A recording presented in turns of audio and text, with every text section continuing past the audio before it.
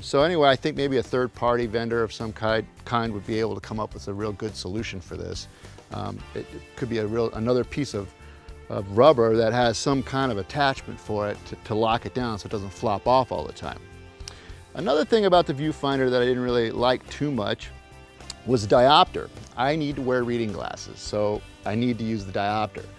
Now, it's so close to the back of the camera that it's kind of like if you're holding the camera here and you're trying to look through and you're trying to get the diopter, you know, it's really tough to do. In fact, it kind of looks like I'm picking my nose, which is something I really don't want to be doing while I'm shooting. People will be looking at me fixing the diopter and they're probably thinking, well, what's this guy got his finger up his nose for? But no, really, it's not a good design. It's kind of tough to use. Once you got it set though, I'm sure you don't have to set it up very often, but I found it too to be, it's very touchy. It's not a, you know, it's not gonna lock in kind of feeling like the neutral density filters do. But I would say overall, that's probably one of my more disappointing parts of the camera. I may have not liked the LCD screen placement while shooting, but for reviewing your media, it's actually in a pretty good spot. All of the buttons that you need to review your material is right off to the right, and literally just right next to it, and it makes reviewing your clips very simple. When I first saw images of the C100, the way the handle was sitting on top, it looks kind of funny, it just kind of, you know, hangs over the top.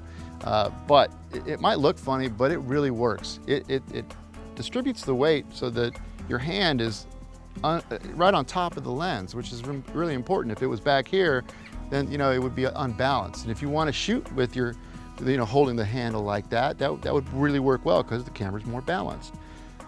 This lens is a 24-105.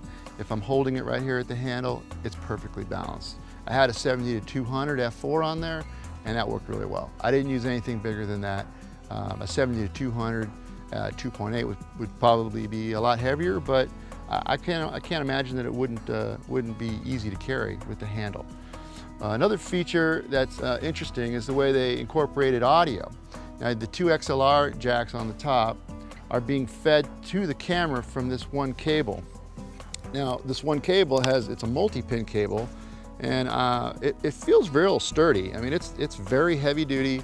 It's got a heavy duty, you know, kind of a style of way of it's mounted into the handle, but it is permanently mounted into the handle. So if you have any problems with this cable, off to Canon it goes, and I don't know, I would only be guessing how much it would cost to get it repaired, but I'm sure it wouldn't be real cheap. Now it fits in there nice and tight, pops in,